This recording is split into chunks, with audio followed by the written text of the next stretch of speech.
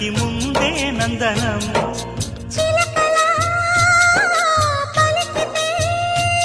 ఉండిపోరా సంబరం ఉండే కాడా మందిరం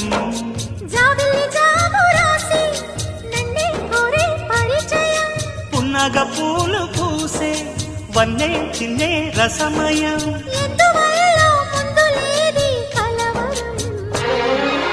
అగిరి పడిన పెదలికేంటి అర్థం